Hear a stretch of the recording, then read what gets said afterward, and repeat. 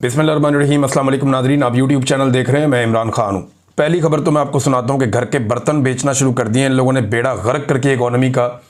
और अब सूरत हाल ये है कि द ट्रिब्यून के अंदर ये खबर छपी है, पाकिस्तान का अखबार है, कि फर्स्ट वुमेन बैंक लिमिटेड इसको बेच दिया गया है यूएई की एक एंटिटी को, और ये बेचा गया है $16.4 मिलियन का। ऐसे तो पाकिस्तान में कोई एक कमर्शियल कॉर्नर का प्लॉट होना तो वो इतने का बिक जाता है, यानी ये 4 अरब रुपया टोटल बनता है। तो पाकिस्तान में इस्लामाबाद में या किसी कराची की आप प्राइम लोकेशन पे चले जाए ना, तो प्लॉट इस मालियत के होते हैं, लेकिन इतनी मालियत के अंदर पूरा एक बैंक ही बेच दिया। अब ये कैसे बेचा, कौन सा सौदा किया, इसके ऊपर सारे बड़े खुश हो रहे थे। आर्मी चीफ भी थे गालिबन, वहाँ शहबाज शरीफ साहब भी थे। तो ये तो ऐसा लगता है कि ओबलाइज कर दिया, यानी बैंक ही बेच दिया इतना सस्ता। 42 इसकी ब्रांचें, आप अंदाज़ा करें 42, और 24 शहरों के अंदर ये बैंक मौजूद है। और एक रिलैक्सेशन भी दी गई है कि 5 साल तक आपको कोई नहीं पूछेगा, आप बड़े आराम से अपनी इक्विटी पूरी कर लीजिएगा। यानी 10 अरब इसके अंदर होने चाहिए, तो 3.2 अरब की इक्विटी है, और 6.8 अरब की जो है वो 5 साल का इजाफी वक्त भी इन्हें दे दिया गया है। 42 ब्रांचों वाला बैंक, फर्स्ट वुमेन बैंक। अब एक ब्रांच अगर 10-15 करोड़ की है तो भी ये पैसे पूरे नहीं होते, और फिर ये एक बैंक है, को मजाक नहीं है। बहरहाल यूएई को बेचना था पाकिस्तान के सियासतदानों ने, पाकिस्तान के मौजूदा रजीम ने बेच दिया। बेचने वालों को और खरीदने वालों को बहुत बहुत मुबारकबाद। पाकिस्तान का अल्लाह हाफिज। पाकिस्तान का तजारती खसारा कितना बढ़ गया है, ये देखें जरा खबर आप। पाकिस्तान की पहली छमाही है अभी जो मुकम्मल हुई है, यानी जून में आपका बजट सेशन होता है, तो फिर जुलाई, अगस्त और सितंबर ये आपकी पहली छमाही होती है। अक्टूबर का महीना इस वक्त चल रहा है, तो जो पहली छमाही है इसमें पाकिस्तान का तजारती खसारा 9.4 अरब डॉलर तक पहुंच गया है। अंदाजा कीजिए आप, 3 महीने के अंदर पाकिस्तान का तजारती खसारा इन्होंने पहुंचा दिया 9.4 अरब डॉलर तक। ये तजारती खसारा क्या है, जरा इसका आप अंदाजा कर लीजिए। ये जो चीज़ें आप दुनिया से पाकिस्तान में मंगवाते हैं, और जो चीज़ें आप पाकिस्तान से बनाकर दुनिया में भेजते हैं, जो मंगवाते हैं वो इंपोर्ट्स हैं, जो भिजवाते हैं वो एक्सपोर्ट्स हैं। तो इनके बीच में जो अदम तवाजुन पैदा होता है, वहाँ से होता है आपका तजारती खसारा। पाकिस्तान के पास पैसा है नहीं, और तजारती खसारा कम दिखाने के लिए झूठे आदादो शुमार ये अक्सर देते रहते हैं। लेकिन पहली एक छमाही के अंदर जो पाकिस्तान का तजारती खसारा है वो 9.4 अरब डॉलर तक पहुंच गया।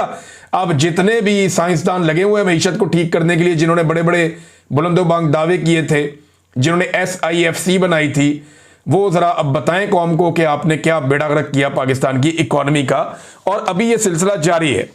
ख्वाजा आसिफ साहब ने बताया कि शहबाज शरीफ साहब, फील्ड मार्शल अस्करी की आदत, और बाकी लोग कुछ CM वगैरह भी थे मुख्तलिफ सूबों के, ये इजलास में थे। उन्होंने, ख्वाजा आसिफ ने दावा किया कि साने मुरीदके को वहाँ पे सराहा गया जो मुरीदके के अंदर हुआ, बल्कि ये कहा गया कि पंजाब हुकूमत की तकलीद करनी चाहिए, सारों को NG तोड़ के रखो। और साथ में ये कहा गया कि सॉफ्ट स्टेट का जो इमेज है उसे ख़त्म करके हार्ड स्टेट की शनाख्त बनानी होगी पाकिस्तान की, ताकि अवाम को पता चल जाए कि अब किसी की खैर नहीं है। अंदाज़ा करें आप। और मैं आपको एक बात क्लियर कर देता हूँ, जो बाहर दिखाई दे रहा है वो ये है कि पाकिस्तानियों को तहरीक लब्बैक के खिलाफ खौफनाक ऑपरेशन करके एक पैगाम दे दिया गया, और ये बता दिया गया है कि अगर किसी ने मुखालफत की या मुज़ाहमत की इसराइल और पाकिस्तान के रिलेशंस पे या पाकिस्तान की बदलती हुई पॉलिसी पर, तो उसके खिलाफ वो किया जाएगा जो यहां पे मुरीदके में किया गया। ये एक एग्जाम्पल सेट की गई है रियासत की जानिब से। एक और चीज मैं देख रहा था, तहरीक लब्बैक सारी की सारी गायब हो गई। ये पाकिस्तान तहरीक इंसाफ को ताने देते रहे 3.5 साल तक। मैं को ताना नहीं दे रहा, लेकिन मैं ये बता रहा हूं कि देखें अल्लाह रब्बुल इज्जत का निज़ाम, कि तहरीक इंसाफ को शाबाश यहां मिलनी चाहिए कि 3.5 साल से ज्यादा हो गए उन्होंने बहुत मार खाई, बहुत मार खाई है। 3.25 साल होने वाले हैं, तबाही फेर दी उनकी उन्होंने। लेकिन आज भी तहरीक इंसाफ रेजिस्ट कर रही है, मुकाबला कर रही है, मुजामत कर रही है। जबकि तहरीक लब्बैक को 1 हफ्ता हुआ भी सिर्फ इस लड़ाई में उतरे हुए। 1 हफ्ता पहले उनके ऊपर क्रैकडाउन हुआ, और तब से लेकर अब तक अब कोई बंदा नहीं मिलता जिससे आप बात करें। मैं सारा दिन कोशिश करता रहा हूं कि तहरीक लब्बैक के कोई जिम्मेदारान मेरे मत्थे लगे, मैं उनसे पूछूं कि जनाब बताएं सूरत हाल क्या है, और कोई तो कुछ बताए ना। कोई नजर नहीं आता, ना सोशल मीडिया पे ना मीडिया पे। जिनके नंबर थे वो भी सारे गायब हैं, जिन लोगों से रब्ता करो वो कहते हैं जी कोई राब्ते में नहीं। सहाफियों से कहा, उन्होंने कहा जी सभी गायब हैं, सारे के सारे अंडरग्राउंड हो गए। तो तहरीक इंसाफ ने अपनी पसली साबित की है वक्त के साथ साथ, जिनको हमेशा ताने दिए जाते थे। अब नाजरीन, शहबाज शरीफ साहब ने ना इस मौके पे एक बड़ी अजीबोगरीब बात की। अब बड़ा गुस्सा आएगा कई लोगों को जब मैं ये बात करूंगा, लेकिन मुझे ये बात करनी है। वजह यह है कि मैं ये बात नहीं करूंगा ना तो ज्यादती हो जाएगी। शहबाज शरीफ ने कहा कि मुझ समेत पूरी कौम आर्मी चीफ को खराज तहसीन पेश करती है। शहबाज शरीफ साहब, आप कौम के बिहाफ पे बात नहीं कर सकते। वजह यह है कि कौम ने आपको मुस्तरद किया है। आप आसिम मुनीर साहब के बिहाफ पे बात कर सकते हैं क्योंकि उन्होंने आपको मुंतखब किया है। कौम ने आपको मुस्तरद किया, आपको वोट नहीं डाले, लिहाजा आप कौम के बिहाफ पे कोई बात ना करें कि मैं कौम के हवाले से ये बात कर रहा हूं। कौम किस बात पे खराज तहसीन पेश कर रही है, जरा चंद चीजें मैं आपके सामने रख देता हूं। क्या कौम 9 मई पर खराज तहसीन पेश कर रही है या 26 नवंबर पर? साने मुरीदके पे खराज तहसीन पेश कर रही है या 8 फरवरी 2024 के इलेक्शन चोरी करने पर? जबरी गुमशुदगियों पर खराज तहसीन पेश कर रही है या मईशत की मुकम्मल तबाही पर? जुल्म, जबर और फस्तायत पर खराज तहसीन पेश कर रही है या दहशत गर्दी में बेपनाह और खौफनाक इजाफे पर? गुर्बत और महंगाई में बेपनाह इजाफे पर या इद्दत जैसे घटिया केसों के ऊपर कौम खराज तहसीन पेश कर रही है? या फिर इसराइल के बारे में जो हमने पॉलिसी बदली है उस पर खराज तहसीन पेश कर रही है? पाकिस्तानियों के मुल्क छोड़ जाने पर 30 लाख आदमी पाकिस्तान छोड़कर चला गया, या फिर सरमाया पाकिस्तान से लगातार बैरून मुल्क जाने पर खराज तहसीन पेश कर रही है? गंदम के स्कैंडल पर या चीनी के स्कैंडल पर या बढ़ते हुए ड्रोन हमलों पर और रोज गिरती हुई लाशों पर? किस चीज पर पाकिस्तान की कौम खराज तहसीन पेश कर रही है? शहबाज शरीफ साहब, पाकिस्तान के कई इलाकों को नो गो एरिया बना दिया गया है। 30 लाख पाकिस्तानियों ने मुल्क छोड़ दिया है। खित्ते में सबसे कम हमारी इनकम होती चली जा रही है। गुर्बत, पाकिस्तान आधा जो मुल्क है वो गुर्बत की लकीर के नीचे जा रहा है और दुनिया के बदतरीन पासपोर्ट की फहरिस्त में हम शामिल हो गए हैं। पाकिस्तान का एक मकबूल तरीन लीडर जो साबिक वजीर आजम है उसको जेल में डालने पर कौम खराज तहसीन पेश कर रही है? या फिर अफगानिस्तान जैसे हमसाये से भी ताल्लुकात बिगाड़ने पर खराज तहसीन पेश कर रही है? अभी मैं एक खबर देख रहा था, जर्नलिस्ट ने, उन्होंने क्लेम किया कि अफगानिस्तान ने भी पाकिस्तान के साथ खेलने से इनकार कर दिया। अब अंदाजा करें, पहले इंडिया नहीं खेलता था, अफगानिस्तान भी नहीं खेलता। यह पाकिस्तान की डिप्लोमेसी चल रही है, ये पाकिस्तान के हालात हैं। भाई, आप क्रिकेट के लिए पहले इंडिया की मिन्नतें करते थे, अब आप अफगानिस्तान की जाके मिन्नतें करें कि आओ जनाब हमने आपके साथ क्रिकेट खेलनी। और ये वो अफगानी हैं जिन्होंने पाकिस्तान के अंदर क्रिकेट खेल खेल कर सीखी है। ये पेशावर में खेलते रहे हमारे लड़कों के साथ, यही पाकिस्तान में इन्होंने क्रिकेट सीखी, यही ट्रेनिंग की, यही पल के बड़े हुए और अब क्रिकेट टीम बन गई। अब हम उस टीम के साथ भी नहीं खेल सकते। वजह क्या है? हमने अफगानिस्तान के साथ भी अपने ताल्लुकात बिगाड़ लिए। अशरफ गनी था और हामिद करजई था, उसके साथ भी ताल्लुकात खराब थे। तब आप तालिबान के साथ थे, अब तालिबान आ गए, अब आप उनके साथ हैं और तालिबान से आपके ताल्लुकात खराब है। आपने कसम खाई हुई है कि आपने हमेशा अफगानिस्तान में वो पॉलिसी रखनी है जो पाकिस्तान को लगातार नुकसान पहुंचाए और आपने हमेशा अफगानिस्तान को अपना एक दुश्मन बना के रखना है। लगता तो ऐसी है, शायद इसी में हमारी एस्टेब्लिशमेंट की दिहाड़ियां लगती हैं या इसी में हमारी एस्टेब्लिशमेंट की बका है कि यहां पर बदअमनी रहे और जितनी बदअमनी रहेगी उतना ही शायद ये पैसा बनाते रहेंगे।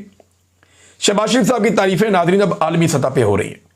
जो इन्होंने डोनाल्ड ट्रंप ने इनको बुलाया ना कि वो वाली बात बता जो तू बंद कमरे में कह रहा था, इधर आना जरा, तो ये बड़े खुश होकर वहां पे गए। उसने कहा वो बता जो बंद कमरे में कह रहा था, मुझे बड़ा मजा आया, फिर बोल।